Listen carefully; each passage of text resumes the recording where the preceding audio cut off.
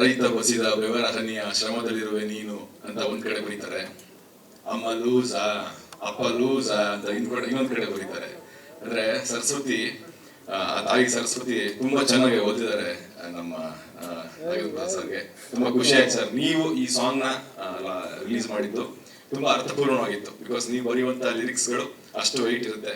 ನಮ್ಮ ಸಿನಿಮಾದ ಈ ಸಾಂಗ್ ಬಗ್ಗೆ ನಂಗೆ ತುಂಬಾ ಪ್ರೀತಿ, ಎಕ್ಸ್ಟ್ರಾ ಪ್ರೀತಿ. ಯಾಕಂದ್ರೆ ಕಾರಲ್ಲಿ ಎಲ್ಲೇ ಟ್ರಾವೆಲ್ ಆಗ್ತಿದ್ದು ರಿಪೀಟ್ ಮಾಡೋದು ನೋಡ್ತಿರುವಂತ ಸಾಂಗ್ ಇತ್ತೀಚೆಗೆ ಒಂದು 3-4 ತಿಂಗಳಿಂದ. ಹಾಗಾಗಿ ಈ ಸಾಂಗ್ ನ ನಿಮ್ ಕೈ ಬಿಡಿಸ್ಬೇಕು ಅಂತ ಆಸೆ ಪಟ್ವಿ. ಗಿರೀಶ್ ಸರ್ ನಿಮಗೆ ಹೇಳಿ ಬಂದಿದ್ದಕ್ಕೆ ತುಂಬಾ thanks sir. Thank you so much. ನಿಮ್ಮ ಬ್ಲೆಸ್ಸಿಂಗ್ಸ್ ಇರಲಿ ಈ ಸಿನಿಮಾ ಮೇಲೆ. ನನ್ನ ಪಾತ್ರ ಅಭಿ ಅಂತ. ಇದಕ್ಕೆ ಮುಂಚೆ Geeta bangle store, premier Padmini, Ratna Prapancha, Salaar, ಈ ತರದ್ದು ಬಾಂಡ್ ರವಿ, ಈ ತರದ್ದೆಲ್ಲ ಮಾಡಿದ್ದೆ. ಎಲ್ಲಿ ಹೋದ್ರು ಇವತ್ತು ಕೂಡ ನನ್ನ ಹೆಸರು ಪ್ರಮೋದ್ ಅಂತ ಶುರು ಮಾಡ್ತೀನಿ ಸ್ಟೇಜ್ ಮೇಲೆ. ಬಿಕಾಸ್ ತುಂಬಾ ಜನ ಗೊತ್ತಿಲ್ವೇನೋ ಇತ್ತು ನಾನು ಅಂತ.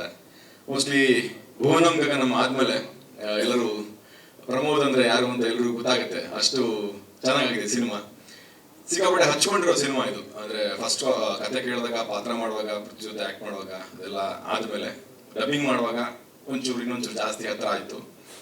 ಫಸ್ಟ್ ಕಾಪಿ ನೋಡಿದ್ಮೇಲಿಂದ ಈ ಸಿನಿಮಾ ಬಗ್ಗೆ ಲವ್ ಜಾಸ್ತಿ. ಅಂದ್ರೆ ಏನೋ ಬದುಕಿನ ಒಂದು ಭಾಗ ಆಗಿದೆ ಈ ಸಿನಿಮಾ ಅನ್ನೋ ಫೀಲಿಂಗ್ ನನಗೆ. ತುಂಬಾ ದೊಡ್ಡ ಮಟ್ಟಿಗೆ ಗೆಲ್ತೀವಿ ಈ ಸಿನಿಮಾ ಮೂಲಕ ಅನ್ನೋ ನಂಬಿಕೆ. ಯಾಕಂದ್ರೆ ಅದರಲ್ಲಿರುವಂತ ಸಿನಿಮಾದ ಸ್ಕ್ರೀನ್ ಪ್ಲೇ ಮತ್ತು ಕ್ಲೈಮ್ಯಾಕ್ಸ್ ಮತ್ತು ಪಾತ್ರಗಳ ವೈಟೇಜ್ ಹಂಗಿದೆ, ಹೇಳಿರುವಂತ ವಿಷಯಗಳಂಗಿದೆ. ಅಂದ್ರೆ ಬದುಕಿನಲ್ಲಿ ಸಂಬಂಧಗಳು, ಸಮಸ್ಯೆಗಳು ಇದ್ದೇ ಇರ್ತವೆ. ಸಮಸ್ಯೆಯ ಮೂಲ ಹುಡ್ಕೊಂಡ್ರೆ, ಆದಷ್ಟು ಬೇಗ ಹುಡ್ಕೊಂಡ್ರೆ ಅದನ್ನ ಸರಿ ಮಾಡ್ಕೊಂಡು ಬದುಕನ್ನ ಮುಂದಕ್ಕೆ ಕರ್ಕೊಂಡು ಹೋಗ್ಬೋದು. ಅಂಡ್ ಕಳ್ಕೊಂಡ್ಬಿಡೋದು ತುಂಬಾ ಈಸಿ ಬದುಕಿನಲ್ಲಿ. ಪರಿಚಯ ಆದವ್ರನ್ನೆಲ್ಲ, ಇಷ್ಟಪಟ್ಟವ್ರನ್ನೆಲ್ಲ ಕಳ್ಕೊಂಡ್ಬಿಡೋದು ಒಂದು ಕ್ಷಣದಲ್ಲಿ ಕಳ್ಕೊಬಹುದು. ಕಳ್ಕೊಬೇಡಿ, ಉಳಿಸ್ಕೊಳ್ಳಿ ಅಂತ ಹೇಳ್ತಿರುವಂತ ಒಂದು ಸಿನಿಮಾ. ತುಂಬಾ ಇಷ್ಟಪಟ್ಟು ಮಾಡಿರುವಂತ ಸಿನಿಮಾ. ಇವತ್ತು ಫಸ್ಟ್ ಕಾಪಿ ನಾವು ಒಂದಷ್ಟು ಜನಕ್ಕೆ ತೋರಿಸಿದ್ವಿ. ನಮಗನ್ಸಿದೆ, ಅವ್ರಿಗೂ ಅನಿಸ್ತಿದೆ. ಸಿನಿಮಾ ನೋಡಿದ್ಮೇಲೆ ಅರ್ಧ ಗಂಟೆ ಯಾರು ಮಾತಾಡ್ತಿಲ್ಲ, ಭಾವುಕರಾಗ್ತಿದ್ದಾರೆ. ನಾವು ಬರೀ ಒಂದಿಬ್ರು ಲೇಡೀಸ್ ಅಳ್ತಾರೆ ಅನ್ಕೊಂಡೆ. ಅಲ್ಲಿ ಬಂದಿದಂತ ಅಪ್ಪ ಮತ್ತೆ ಮಗ ತುಂಬಾ ಅಳ್ತಿದ್ರು. ಅವಾಗ ಅನ್ಕೊಂಡೆ, ಓಕೆ, ನಮ್ ಜಡ್ಜ್ಮೆಂಟ್ ಸರಿ ಇದೆ, ಈ ಸಿನಿಮಾ ಎಲ್ಲಿ ತಲುಪಬೇಕು ಅಲ್ಲಿ ತಲುಪುತ್ತೆ. ನಮ್ಗೆ ಎಲ್ಲೆಲ್ಲಿ ಕನೆಕ್ಟ್ ಆಯ್ತು ಈ ಸಿನಿಮಾ, ಅವ್ರಿಗೂ ಎಲ್ರಿಗೂ ಫಸ್ಟ್ ಟೈಮ್ ನೋಡುವಂತ ಆಡಿಯನ್ಸ್ಗೂ ಕನೆಕ್ಟ್ ಆಗುತ್ತೆ ಅಂತ ಅವಾಗ ಅನ್ಸಿ ಪ್ರೊಡ್ಯೂಸರ್ ಸರ್ ಹತ್ರ ಮಾತಾಡ್ಸಿ.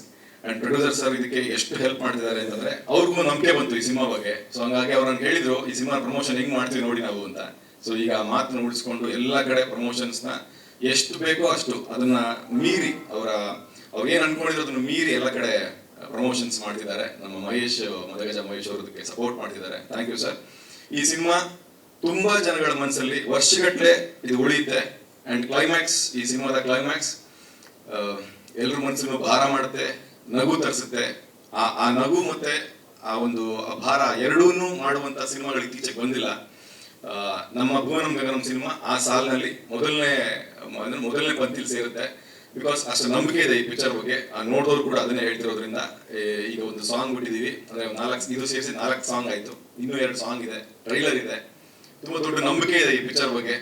ಸಂಬಂಧಗಳ ಮೌಲ್ಯ ಹೇಳುವಂತಹ ಸಿನಿಮಾನ 2 ಟ್ರ್ಯಾಕ್ ನ ಬರ್ಕೊಂಡು, ಆ 2 ಟ್ರ್ಯಾಕ್ ನ ಟ್ರಾವೆಲಿಂಗ್ ಮೂಲಕ ತೋರಿಸ್ಕೊಂಡು ಹೋಗಿ ಕೊನೆಗೆ ಒಂದು ಅದ್ಭುತವಾದ ಕ್ಲೈಮ್ಯಾಕ್ಸ್ ಮೂಲಕ ಒಂದು ಮಾಡೋದಿದೆಯಲ್ಲ, ಅದು ರೈಟಿಂಗ್ ಇರೋ ಶಕ್ತಿ ನಮ್ಮ ಗಿರೀಶ್ ಸರ್. ಅಷ್ಟು ಒಳ್ಳೆ ಬರವಣಿಗೆ ಮಾಡ್ಕೊಂಡಿದ್ದಾರೆ. ನಮ್ಮ ಮ್ಯೂಸಿಕ್ ಡೈರೆಕ್ಟ್ರು, ನೀವು ಕೇಳಿಸ್ಕೊಂಡ್ರಿ ಹಾಡು ಅನ್ಸುತ್ತೆ. ತುಂಬಾ ಆ ವೆಯ್ಟ್ ಏನಿತ್ತು ಆ ಮ್ಯೂಸಿಕ್, ಅದು ಸಿನಿಮಾದಲ್ಲಿ ರೀರೆಕಾರ್ಡಿಂಗ್ ಅಲ್ಲಿ ಇನ್ನೂ ಜಾಸ್ತಿ ನಿಮಗೆ ಕೇಳಿಸುತ್ತೆ.